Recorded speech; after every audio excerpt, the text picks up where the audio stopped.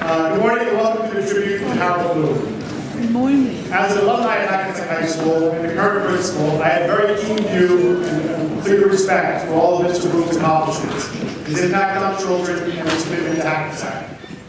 When I took over this position, it's really, kind of intimidating to think of all the great people who were principals before me, and just to walk, in their same footsteps, and sit in the same office chairs they have, really has a lasting impact.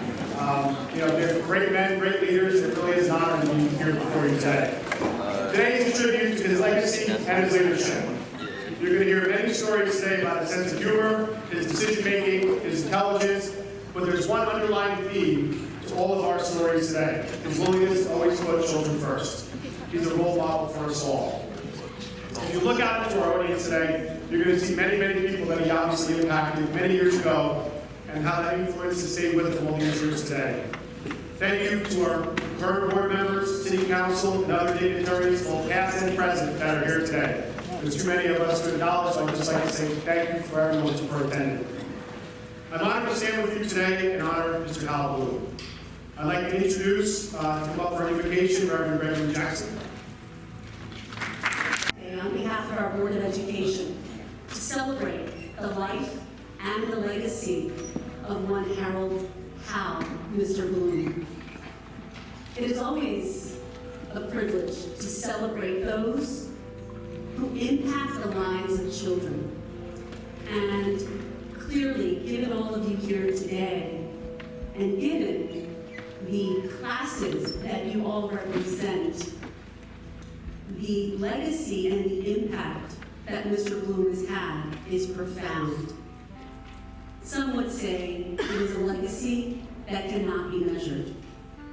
Thank you for joining us here today, once again to celebrate and to recognize and reflect, as on the cover of the tribute to Mr. Bloom, that we must always remember when we work in service of children, it's about putting children first, and we celebrate Mr. Bloom's commitment to putting children first by being fair, caring, and parenting on with integrity to be a role model for us all. Once again, thank you and congratulations to the family of Mr. Bloom for being here today and making sure that his memory continues and his legacy will always be celebrated. Thank you. Here today. The actual reason I'm here is because my parents, Herman and Yanko Nash, were very good friends of Al and Rita. And so when they were thinking of who would be announced at the ceremony, they wanted a family member, so we're just part of the extended family of the Bloom family. And it's an honor to be here today also as a graduate. And the thing that's interesting, as somebody who graduated back in '74, it's been 45 years now. And I came in and I looked at all the bulletin boards and was trying to find things that were familiar. And the thing that was most striking to me is that a lot of what Mr. Bloom and the faculty and staff and others put in place 45 years ago is still here. There's still that common spirit, that feeling of inclusiveness, that feeling of togetherness. And I thought that was what the whole world was about when I was 16, 17, 18 years old. But interestingly, as I went out into my life and worked in a number of places, I started to realize, not every place has a leader who welcomes everyone. Not every place has a leader who's going to be inclusive in a way that no matter what language you're speaking, what religion you have, what your background is, not everyone is going to feel good about being there, bringing their mind and their body and their spirit to that place. And as I look at my Facebook page, thank you, Mark Zuckerberg, I was interested to see that I have friends going back many, many years who are of all different backgrounds: religious backgrounds, racial backgrounds, ethnic backgrounds, language backgrounds. And I attribute that directly to the spirit of what Hal Bloom set in place. I was here 45 years ago. I know some of you have known him even longer than that. So thank you, Mr. Bloom, for doing that for me and for all of us here.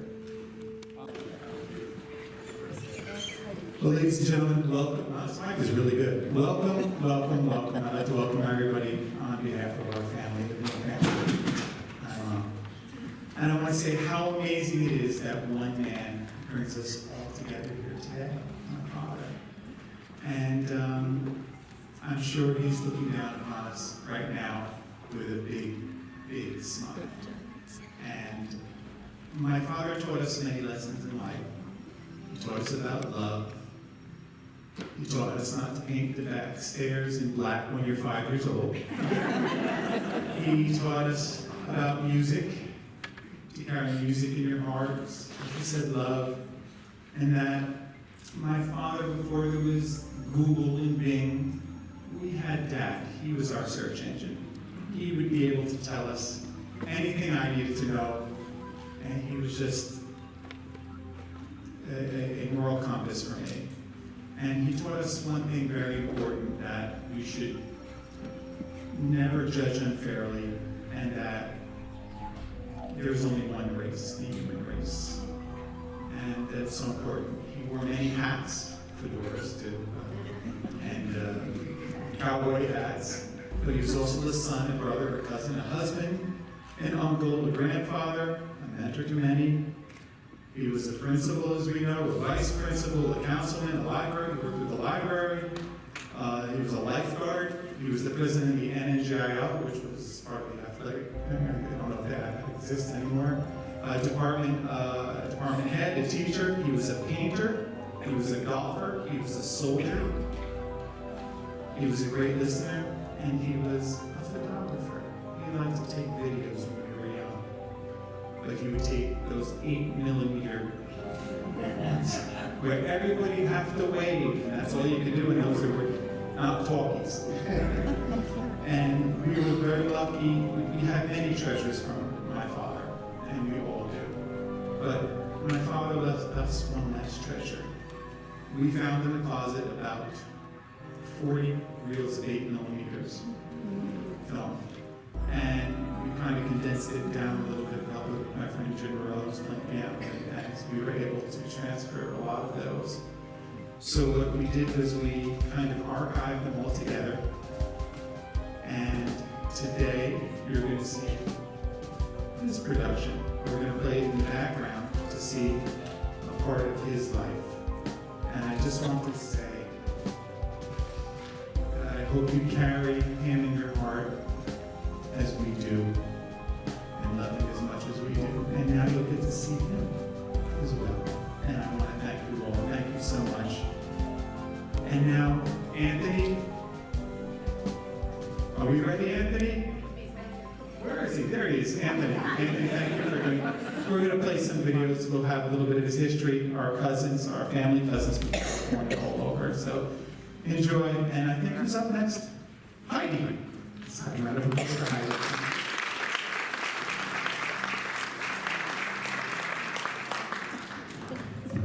A lot of fun going through pictures, and so you will see yourselves. We're going to be sitting with folks, the extended family here, so you may see yourselves up there and enjoy it.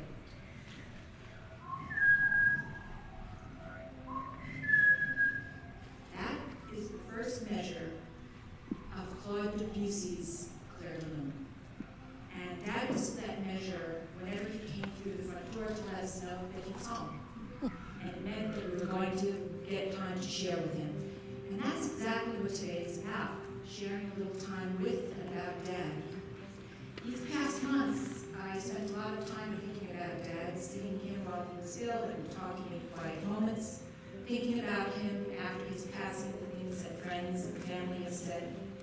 And I started looking at books that he gave me, looking at what he wrote in the margins, or quotes that he checked to use at some later time in a speech or a letter. I perused the Humanity course notebooks that he created, bringing together HHS teachers and guest speakers to talk about world history, music, the fine arts, literature, world religions, with a little flair of his own brand of theater, if you will, and making connections, building themes, threads that would be meaningful to the current day happenings. And I realized that my dad was a consummate storyteller, bringing the world so that intimate moment that he was sharing with each person in his space was very special, making it and you very special. And I realized that our stories of him, our memories, are what will keep us close to the man that he was and the people he helped us to become. My stories are through the eyes of a little girl. I will remember at about 4 walking down this hallway behind him. It was a little dark because it was probably early morning, and just trying to step in his footsteps because I wanted to be just like him. And as Sue Jackson said to me the other day, very big footsteps to follow. I will remember times that we sat on the front stoop of the house before air conditioning on a hot summer day, eating chocolate donuts and drinking buttermilk because he loved buttermilk. And I thought it was sour and I didn't much care for the big chunks of butter, but I drank every bit of it because he so enjoyed it. And he was telling me stories of drinking buttermilk with his dad on the city stoops. I will remember one late night when home from college writing a poem, and it had a sense of loneliness to it. It was late, and I left it on the table, and when I got up the day after, he had left for work, and I noticed a pencil and a new stanza, bringing the poem in perfect execution to a more uplifting thought. And it was his way of telling me to see the world from a different perspective, and it worked. We learned from his stories. We learned, for example, from this story, the one why he wore a 1955 penny on a silver chain around his neck. He had given this penny to Linda as a toddler, and before my mother could say, "Hal, take that out of her hand," she had swallowed it. And when it was retrieved, he drilled a hole into that penny, and he wore it on that silver chain around his neck until it wore thin. And then he would get another one, and he would drill another hole, and he would wear it.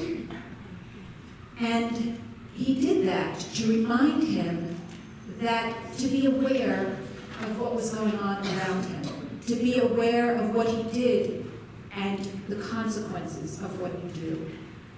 For Linda today, I have a 1955 penny on a gold chain for you, Lynn. And I want you to have this so that you can keep him close to your heart. Because in that,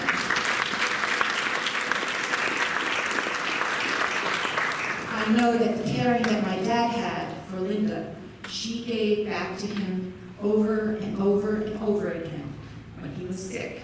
And for today, you are here because she had a vision. And she wanted you to share that vision of Dad. So thank you. Yeah.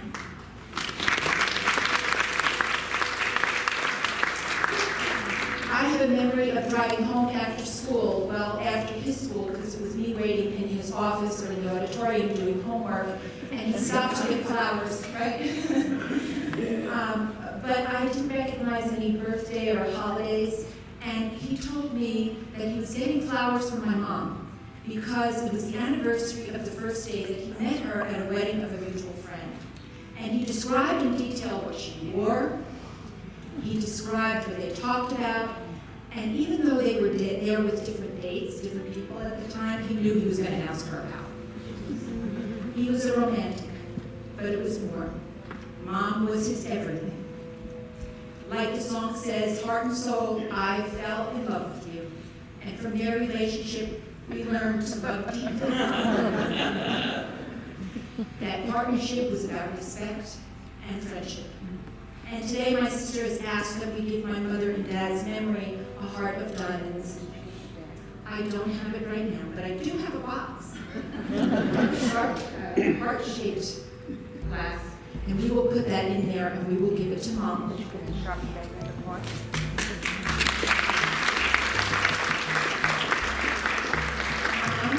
Linda wanted to make sure that after putting off 68 years of the engagement ring you never got, because there always seemed to be more pragmatic things to do, that today the diamonds are for you.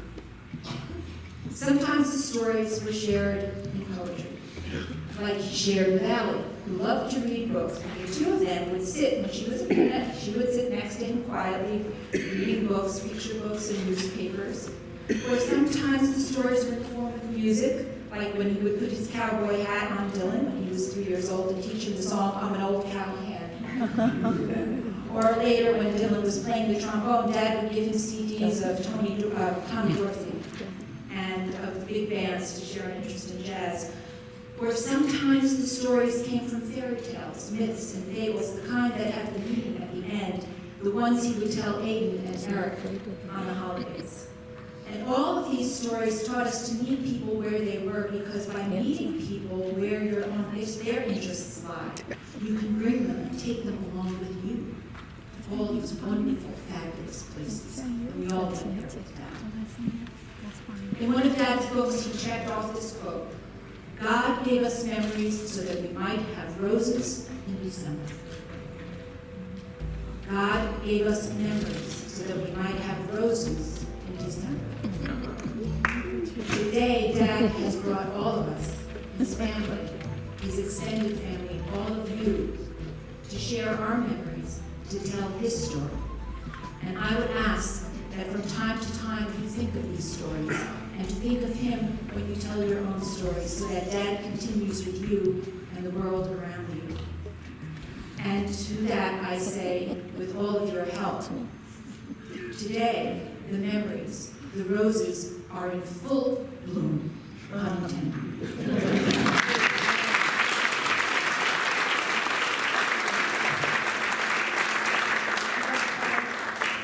Grandmother can be found in text. From the shelves of the home he shared with my grandmother and various family members for decades, one can pull a book down and enter midstream into a debate in marginality. Always the same careful, crabbed cursive, usually in blue pen. He reminds us to ask, is this true? To define those words and concepts that are new to us, to make connections to other texts, people, and traditions. In the books of quotations he used to supplement his speeches, my mother mentioned as well, some pithy one-liner or truism, check marks of approval running down the sides of the page. In these marks alone, one can intuit a worldview. In these tiny endorsements, the shape of a man becomes clear. In the book, Justice in Judaism, which he gave to me before he passed, next to the sentence, the result of public ignorance is indifference, he has simply written in capital letters, good. He was a principal and a community leader and an administrator, but before that, he was a student and teacher of the humanities. He is present in years of love letters to my grandmother, whose themes were usually framed around the lyrics of a song that were then held to the fridge by a magnet. He would pick me up and sing Mares Oats and Doves Oats and Little Lambs Ivy, words which were as deeply inscrutable to me then as they are today, but which he seemed to enjoy.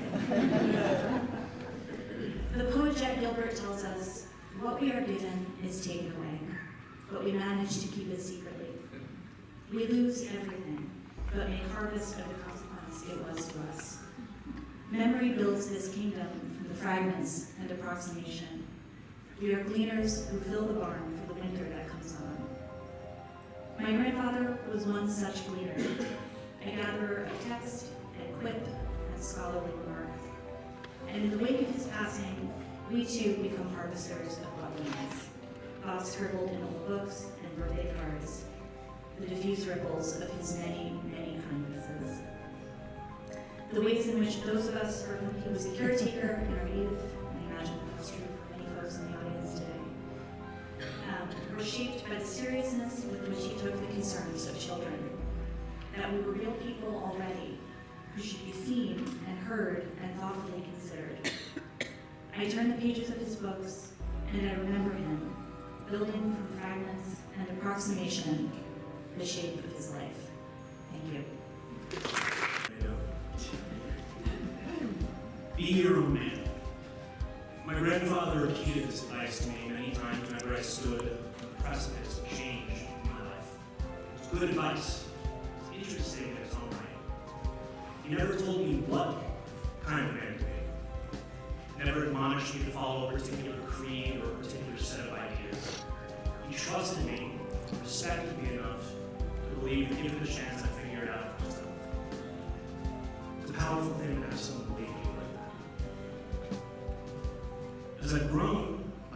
understanding of this advice and of the man that I am has evolved, of course.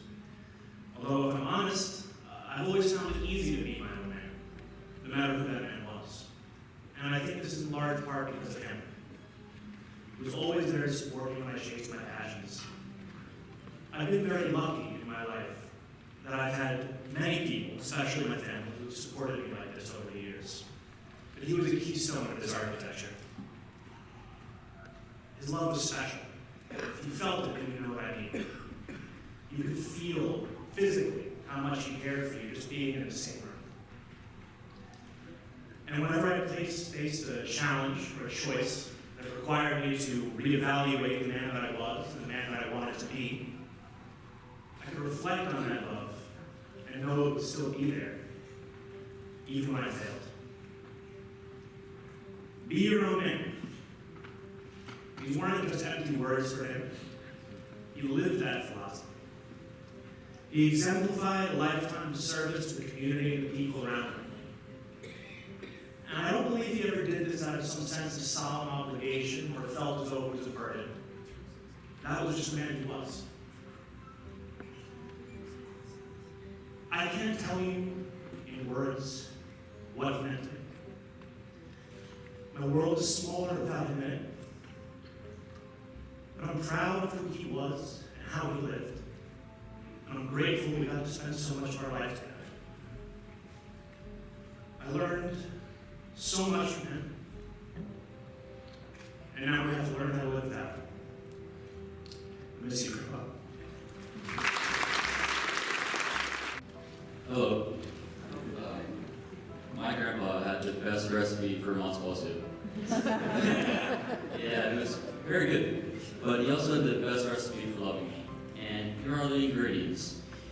He hugged me when I was with him, and when I left. He read to me. He played ball with me. He asked me how I was doing.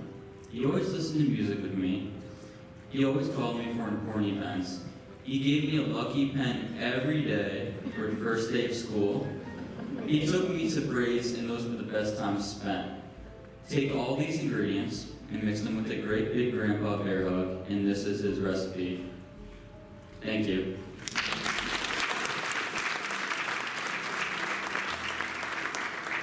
I'd like to start by thanking each and every one of you individually for attending my grandfather's tribute. I'm sure he's looking down over us, and as I speak, and so I say to him, thank you, Grandpa, for everything you've done for us. I'd like to thank you for all the opportunities you have given us, from the family feast during Passover to the lighting of the candles during Hanukkah. Thank you for the wholesome smiles. You're probably one of the most considerate, warm-hearted persons I'll ever know. I'm going to miss you, especially your milkshakes and matzo ball soup, because oh my god, you get one hell of a matzo ball soup. I don't think anyone could even come close to perfecting such a signature dish. During the darkest days to the loving nights, you've always been by my side, just as one of your most treasured songs says, you are my sunshine. Thank you, Grandpa.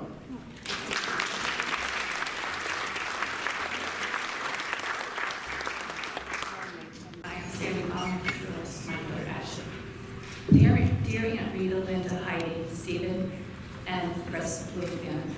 To celebrate one's life is to remember all the wonderful things that person has achieved, the great memories to share, and the legacy left behind to his family and friends. My first and fondest memory was the day after my third birthday. My mom was pregnant with her second child, and it was time to have the baby. My dad, who was a driver's ed teacher at the time, was out on the road with the students and couldn't be reached. No cell phones at that time. I believe Uncle Hal was the emergency plan. I remember a tall, dark-haired man sweating and pacing back and forth in the hallway and saying several times to my mom, "Bobby, let's get going." Looking back, I think that was the first and only time I saw Uncle Hal anxious and nervous. He was always calm and in control. That afternoon, I was blessed with a baby brother and an Uncle Hal for life. A definition of an uncle is usually 1, the brother of one's father, or mother, 2, the husband of one's aunt or uncle, or 3, one who helps, advises, or encourages. That was Uncle Hal. There was no blood relationship between my dad and Uncle Hal, but they were best of friends. They helped, they advised, and they encouraged each other. They were brothers, Uncle Hal and Uncle Bud, a unique bond. Professionally teaching together from the beginning of their careers to the years as administrators, working side by side in this great building they called home, Hackensack High School. The passion and love they had for their students were undeniable, treating all with kindness, dignity, and positivity, love, and respect. There was also a special bond between our families. There are friends, there are family, and friends that become families. This was the best way to sum up the connection between Bolmans and Blooms. We were family.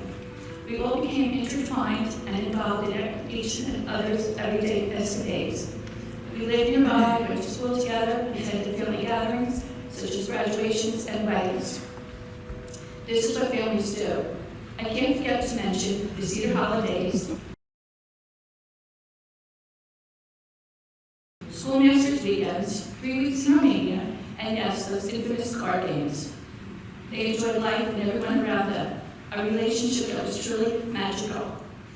There are many adjectives that can be used to describe Uncle Hal: dedicated, inspirational, intelligent, caring, kind, respectful, thoughtful, witty, and loving to his family and friends. He was a very kind and gentle giant that always wore a smile and had a particular chuckle when he spoke.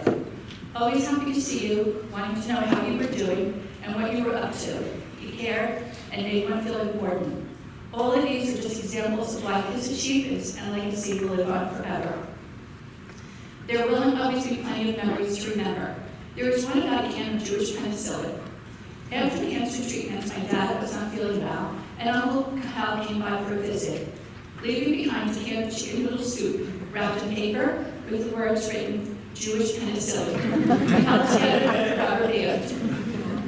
As we know, Jewish penicillin is known to cure all, just like Budex. But maybe in his wisdom, Uncle Hal thought and hoped that this can of soup would make my dad feel better and cure his cancer.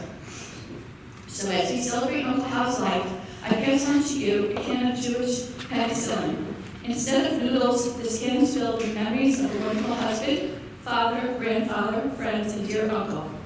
Memories to make you laugh and giggle, and some that will make you cry. But don't ever let go, for those memories will make you strong and help you heal while he's smiling down on you. I came across a poem that exemplifies Uncle Hal's life, Life Well Lived. A life well lived is a precious gift of hope and strength and grace from someone who has made our world a brighter, better place. It's filled with memories, sweet and sad, with smiles and sometimes tears, with friendships formed and good times shared, and laughter through the years. A life well lived is a legacy of joy, pride, and pleasure, of living, lasting memory of grateful hearts and will treasure. Standing here, I can vividly see these two gentle giants walking the walls of the place they called home, happy to be together, reminiscing, and playing cards. On behalf of the Bolman family, I want to thank you for letting us be a part of Uncle Hal's celebration of life. As he was, and all of you are special to our family. God bless you, and L'chaim.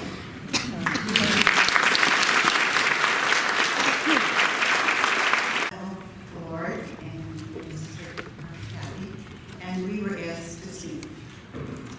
And we're very happy to be, among you all, and remind Hackensack again that it is just such a very special place. And I think it goes even further back than the Habitats, Delators, and Blooms, and Solomons. They have already established a place where people of all walks of life are welcome, and really the main focus is their children. And that goes up to today, which is seems like a more complex life. But we were very grateful to be part of that. And I really met Hal the first time at Cedar Hollow when Mr. Bolman and Delator and my dad decided it was a really good idea. They came out from World War II to buy a camp and have it for kids from Hackensack. Bring them up, and they have a wonderful day at this camp. And it truly was wonderful because we were there all the time. We got to be there and enjoy it every year after year. And just watch them work together, but they always seemed to have such a good time. And they hired their teachers to be counselors, and that's what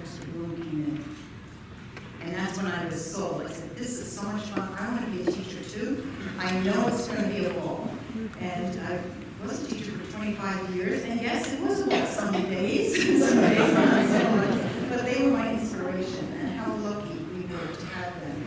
And they worked so well together to make a difference here in Hackensack, and just brought that legacy on to the people who work here now. And we're so proud of those people who are still here, and we're working for the city of Hackensack. So, David Library, we have Matt Stathis, who's going to be speaking. William Rupp, Esquire, who's going to be representing the Rotary. We have Eddie Fetzer from the Neighborhood Historical Society. From the city of Hackensack, Jim Montesano is going to present something. Reverend Jackson is right here. And Walter Field is right here, ready to come up. Okay, so this will save us a little time. Our distinguished speakers, please come up. Thank you very much. I've been a mayor, so I'm going to try and be brief. One of the many things Hal was my coach in Yiddish, so I have to start with it's a shanda, and after 35 years I didn't know about the matzo ball soup. I would have enjoyed that. But I want to take just a moment to introduce members of the Maywood Council who have a proclamation for Hal that they'll present to Rita. Ryan? Thank you very much. On behalf of the Mayor and Council of Maywood, I would just like to read this proclamation. Whereas the Borough of Maywood has been fortunate enough to have been home to individuals such as Hal Bloom, who have dedicated their lives to enhancing the quality of life in our community. And whereas Hal Bloom served his nation in the United States Marine Corps and went on to enroll at New York University where he obtained his master's. And whereas Hal Bloom had a long distinguished career in education, starting as a teacher and later becoming a vice principal, and thereafter a principal. And whereas Hal Bloom was deeply committed to his community and served as a councilman where he made significant advances in many different roles. And whereas in his retirement he continued to serve the community of Maywood and was one of the first inductees honored at the Historical Committee's first annual Hall of Fame in 2016. And whereas, although our community grieves at the passing of an individual who so completely personified the community spirit, we know that he will always be remembered in the Borough of Maywood. Now, therefore, be it resolved that the Borough of Maywood does hereby recognize Mr. Bloom for his impact on this community, and his commitment serves as an inspiration to us and all. While we cannot hope to replace him, we can honor his memory by commending and emulating the spirit of his dedication. On behalf of the Mayor and the Council of Maywood.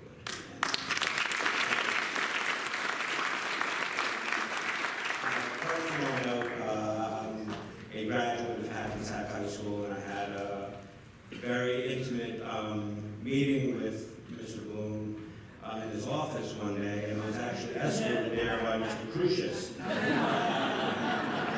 Believe it or not, so almost had a bit of a flashback when I but it was a meeting that needed to happen, and I'm very grateful that I had a principal of such a large school who took the time to get to know each student individually and personally, and I'm really grateful looking back at what a role model and what an inspiration he was to me. So thanks, Mr. Bloom. One of the things that we want to do is talk about how Dad's legacy has helped people move forward, and how Dad's helping Walt had the words. Dad supported folks, and folks have used his knowledge to move forward. One thing you need to know about Richard Bruno. When Richard Bruno left here, one of the things he did is he went to Columbia. He led some research on medicine. He led research on this medication called Mitidrin. As a result of this medication called Mitidrin, Harold Bloom, it raises your blood pressure. Dad kept getting dizzy because his blood pressure kept lowering. As a result of taking Mitidrin, Harold Bloom was able to get out of bed and sit in his chair. He was able to get in his wheelchair and have physical therapy with his guide, Oliver, who would say, "Great job, Hal." And Dad lived for that. "Great job, Hal." And Oliver would come in, Dad staring at the wall one day, and Charlie was with him. I think Charlie left his aide. And Charlie says, you don't have to put on your pants. I said, yes, you do, Dad. And he said, no, you don't. No, you don't. Charlie says, no, you don't feel well. And I said, yes, you do. He says, who said? Oliver Peaks. I said, I did. Dad yells, Oliver! And all of a sudden he says, get out of bed. Oliver stood him up, took his pressure, gave him Midodrine, and he walked across the floor with him. And then after that, Dad was able to go to Rotary and to his passion, which was the Maywood Library, to continue to work with the multi-million-dollar budget for another year or two. Every time we went to the doctor, he'd stop every ambulance driver, stop in front of this library. I am on this board. I built the other library. We worked together. This is my heart now. Hackensack's where I come from. I'm part of Hackensack. This is my passion until the day he died. And this is as a result of the research of one of his students. And Walter said Dad had a big impact on him moving forward as well. We are intending to keep an eye on and keep our ear out for people as we grow, move forward, to see what are the stories we can collect. And Heidi and I were talking about how we can continue to collect these stories. If we get a tape, we're going to try and, what do you want to do, Heidi? We'll figure out something to see how we can collect the data and see how other students were impacted by Dad's life and how we might share that information with you. Yes. Good. Yeah.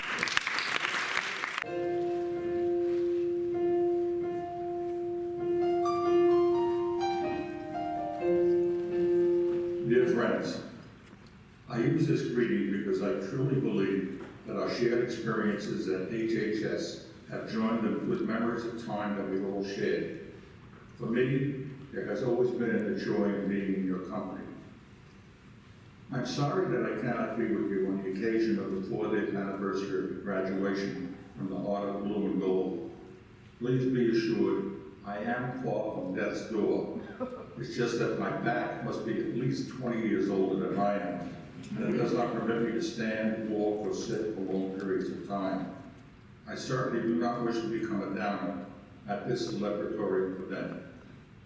I recently reviewed your comic yearbook, and I'm reminded of those young, beautiful, and handsome faces, which I'm sure are still young and beautiful and handsome, but there must be at least a line or two additional. As far as I can determine, the staff who were with you at HHS are all gone from the school except 2. Nancy Maciak of the math department and Jeanette Barcelona Moderano, a secretary in the main office. I do stay in touch with a large number of teachers who have remained in the area. We meet every month for breakfast. They too remember the class of '73 with fondness. When I spoke with you at your 25th reunion of graduation, I tried to paint a picture of those times, but you remember them. You need not have my repeat for you.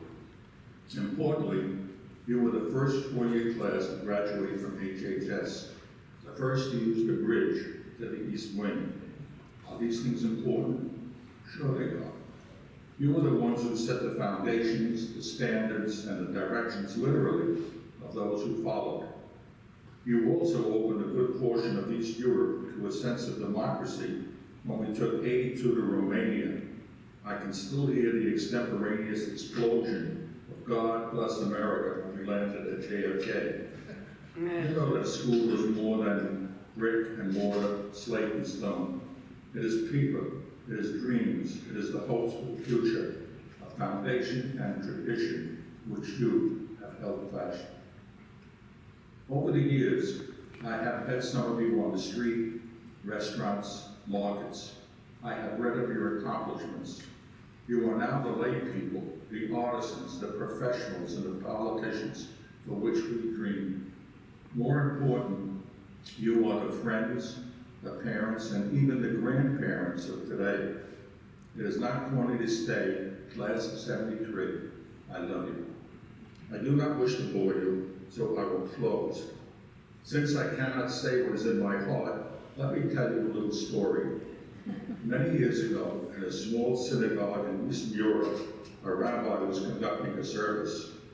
When he looked up, he noticed Sammy Lebelsky holding a prayer book and praying fervently. This was odd, since the rabbi knew that Sammy couldn't read. At the end of the service, the rabbi called Sammy to a study and asked him what he was doing. Rabbi said, Sammy, you know I can't read, and God knows I can't read. So what I did was keep repeating the letters of the alphabet over and over and over, asking God to put the letters in the right order to know what was in my heart. Sammy said to Rabbi, your prayers were more worthy than mine. And so, dear friends, to let you know what is in my heart and in my wife's heart, I leave you with the following message. A, B, C, D. Bless you all, your high school principal, Hal Bloom.